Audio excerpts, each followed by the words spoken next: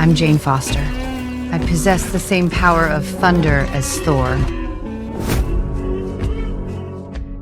I can, just like him, summon and control Mjolnir and soar through the skies at incredible speed with it.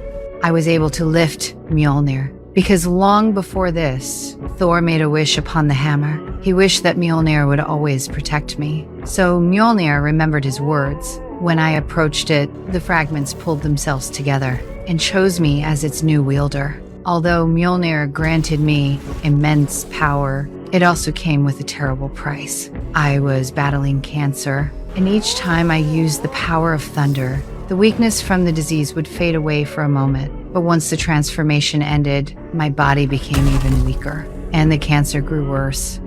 When I learned that Gorr, the God Butcher, had invaded Asgard, I didn't hesitate to wield the power of thunder and join the fight against him. Gorr sensed the threat I posed and took the chance to abduct all the children of Asgard. I chased after him to save them, but he still managed to escape.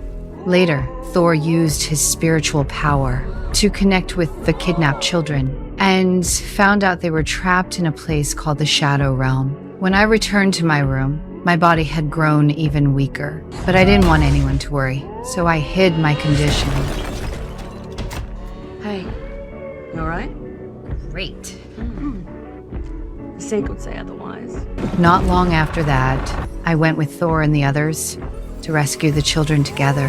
When we arrived in the Shadow Realm, we discovered that the children were nowhere to be found. They're not here.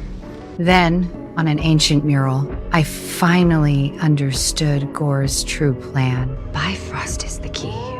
It was all a trap. It's a trap! I threw Thor's Stormbreaker away immediately.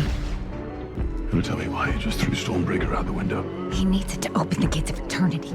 Because if Gorr opened the gates of eternity, every god in the universe would be wiped out. Inside the Shadow Realm, Gorr's power grew stronger than ever. We were no match for him. He threatened our lives and forced Thor to summon Stormbreaker back. Call the axe.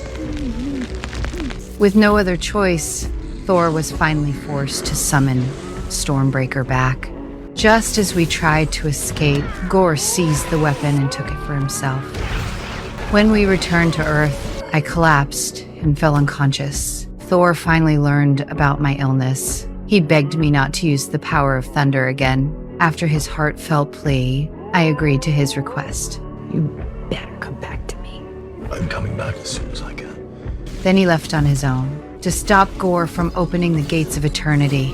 Not long after Thor left, I felt something deep inside my dreams, a vision of Thor in danger. When I looked at Mjolnir, I knew that using it again would mean my death, but I couldn't bear the thought of watching the man I loved die instead. So I took up the power of thunder once more and went to find him. Jane. I fought beside Thor against Gorr. After shattering his necro sword, I used Mjolnir to trap its fragments within the hammer, and with every last bit of my strength, destroyed the cursed weapon completely.